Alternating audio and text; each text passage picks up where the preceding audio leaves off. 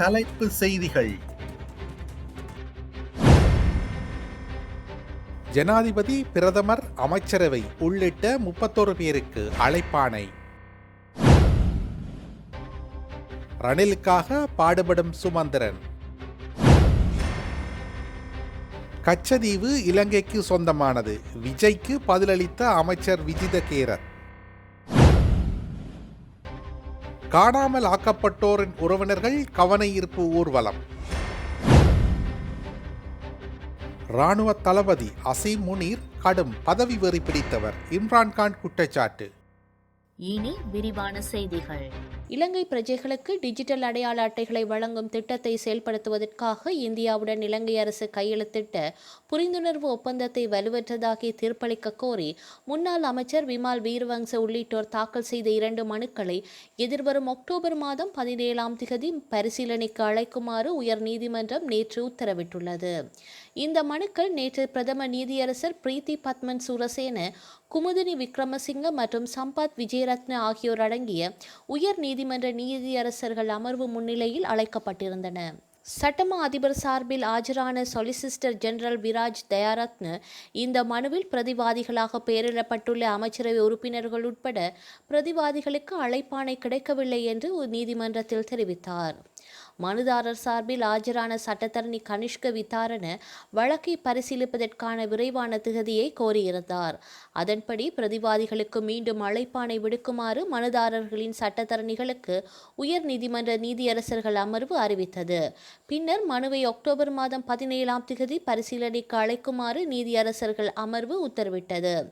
இந்த மனுக்களின் பிரதிவாதிகளாக டிஜிட்டல் பொருளாதார அமைச்சர் என்ற வகையில் ஜனாதிபதி, பிரதமர் ஹரிணி அமரசூரிய, அமைச்சரவை உள்ளிட்ட 31 பேர் பெயரிடப்பட்டுள்ளனர்.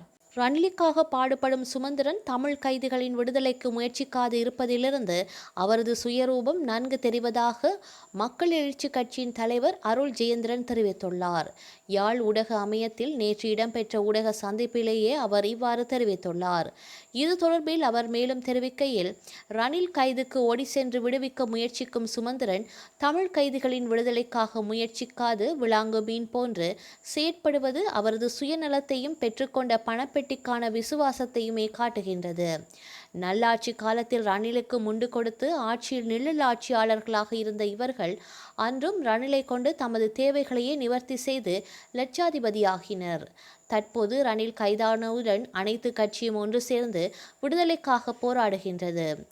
இது ஊழல்வாதிகளான தமது பாதுகாப்பை உறுதி செய்யும் வகையிலேயே இருக்கின்றது. அந்த வகையில் ரணிலின் விடுவிப்பில் அவரது நோயின் தன்மையே தாக்கத்தை செலுத்தியது. எனவே மக்களின் நலன்களையும் அவர்களது சொத்துக்களையும் யார் துஷ்பிரயோகம் செய்தாலும் அவர்களுக்கு இந்த ரணிலின் கைது பாடமாக இருக்கும் என்றும் அவர் தெரிவித்துள்ளார்.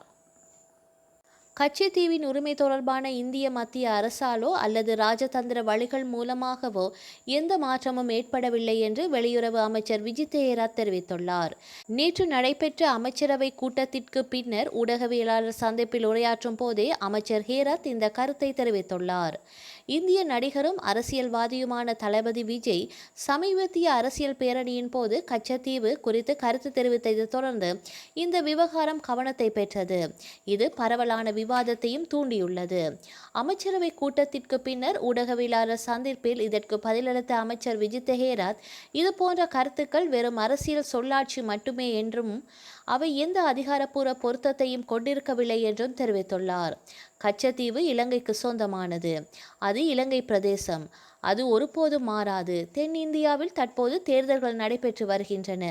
மேலும் வேட்பாளர்கள் வாக்குகளை பெறுவதற்காக பல்வேறு அறிக்கைகளை வெளியிடுகின்றனர். இது முதல் முறை அல்ல. இதற்கு முன்னர் தேர்தல் மேடைகளில் இதே போன்ற கூற்றுக்கள் கூறப்பட்டுள்ளன. ஆனால் எந்த அறிக்கைகள் எதுவும் எந்த மாற்றத்திற்கும் வழிவகுக்கவில்லை. பிரசார கூட்டத்தின் போது விஜய் தனது கருத்தை தெரிவித்துள்ளார். அதை பெரிதாக எடுத்துக்கொள்ளக்கூடாது. மத்திய அரசிடமிருந்தோ அல்லது ராஜதந்திர ரீதியாகவோ எந்த மாற்றமும் இல்லை. எனவே நேற்று, இன்று மற்றும் நாளை கச்சத்தீவு இலங்கையின் ஒரு பகுதியாகவே உள்ளது என்று அமைச்சர் கேரத் தெரிவித்துள்ளார். இந்திய பிரதமர் நரேந்திர மோடியுடன் செய்யப்பட்ட ஒப்பந்தங்கள் ஏன் இன்னும் வெளியிடப்படவில்லை என்று கேட்டபோது, தொடர்புடைய ஒப்பந்தங்கள் தற்போது நீதித்துறை மதிப்பாய்வில் உள்ளன என்று அமைச்சர் தெரிவித்துள்ளார். அந்த ஒப்பந்தங்கள் தொடர்பாக நீதிமன்றத்தில் வழக்கு நடந்து வருகின்றது. ஆன்லைன் மனுவும் நடந்து வருகின்றது. சட்ட செயல்முறை முடியும் வரை காத்திருப்போம் என அவர் தெரிவித்துள்ளார். வடக்கு கிழக்கு தமிழர் தாயக வலிந்து காணாமல் ஆக்கப்பட்டோரின் உறவினர் சங்கம் புதன்கிழமையன்று காலை கவனஈர்ப்பு ஊர்வலத்தினை முன்னெடுத்துள்ளனர். வவுனியா பிரதான தபாலகத்திற்கு அருகாமையில் தொடர் போராட்டம் மேற்கொண்டு வரும் அவர்கள் 3111வது நாளாக நேற்று குறித்த ஊர்வலத்தினை ஏற்பாடு செய்திருந்தனர். வவுனியா கந்தசுவாமி கோவிலில் தேங்காய் உடைத்து ஆரம்பமான இந்த ஊர்வலம் மணிக்கூட்டு சந்தி வழியாக A9 வீதியை அடைந்து அவர்களுடைய போராட்ட பந்தலை வந்தடைந்தனர். அங்கு கோஷங்களை எழுப்பி ஆர்ப்பாட்டத்தில் ஈடுபட்டதன் பின்னர் தமது போராட்டத்தினை நிறைவு செய்து கொண்டனர்.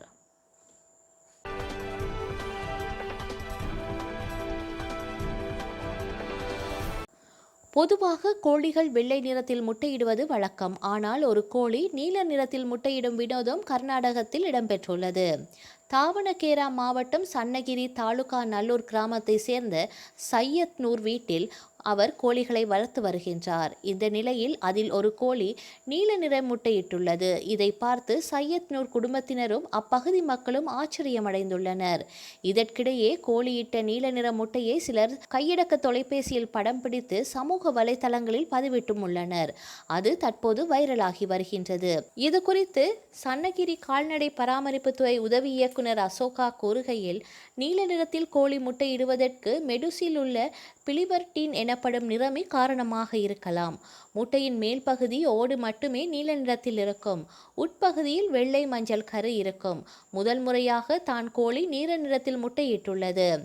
தொடர்ந்து நீல நிறத்தில் முட்டையிடும் பட்சத்தில் அறிவியல் பூர்வமான ஆய்வு செய்யப்படும் என தெரிவித்துள்ளார். பீகாரில் வாக்காளர் உரிமை யாத்திரையின் போது முதலமைச்சர் மு.க. ஸ்டாலினுடன் மக்களவை எதிர்க்கட்சி தலைவர் ராகுல் காந்தி செல்ஃபி எடுத்துக் கொண்டுள்ளார். இந்த புகைப்படத்தை ராகுல் காந்தி தனது எக்ஸ் தள பக்கத்தில் பகிர்ந்துள்ளார். இது குறித்து அவரது எக்ஸ் தள பக்கத்தில் கூறப்பட்டுள்ளதாவது: எனது சகோதரர் மு.க. ஸ்டாலினை பீகாருக்கும் வாக்காளர் அதிகார யாத்திரைக்கும் வரவேற்கின்றேன். உங்களுடைய வருகையும் சோரிக்கு எதிரான எங்கள் வாக்கு சேகரிப்பு போராட்டத்திலும் பங்கேற்பது வலுப்படுத்துகின்றது என தெரிவித்துள்ளார். பாகிஸ்தான் முன்னாள் பிரதமரும் கிரிக்கெட் ஜாம்பவானுமான இம்ரான்கான் பல்வேறு குற்றச்சாட்டில் கடந்த 2023ஆம் ஆண்டு ஆகஸ்ட் மாதத்திலிருந்து சிறையில் உள்ளார்.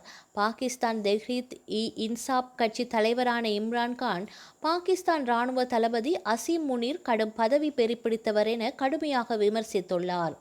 இது தொடர்பாக இம்ரான்கான் கூறியதாவது: இராணுவ தளபதி அசீம் முனீர் அதிகார வெறி பிடித்தவர். பாகிஸ்தானில் மிகவும் மோசமான வகையிலான சர்வாதிகாரத்தை அமுல்படுத்தியுள்ளார். அவர் ஒழுக்கம் அல்லது இஸ்லாமை புரிந்து கொள்ளவில்லை. நான் மன்னிப்பு கேட்க வேண்டும் என வலியுறுத்துவதை விட 2023ஆம் ஆண்டு மே மாதம் வன்முறைக்காக அவர் தான் என்னிடம் மன்னிப்பு கேட்க வேண்டும். மே மாதம் 9ஆம் தேதி வன்முறை அவரால் கட்டமைக்கப்பட்டது. CCTV காட்சிகளும் திருடப்பட்டன என தெரிவித்துள்ளார். வரலாற்றில் இன்று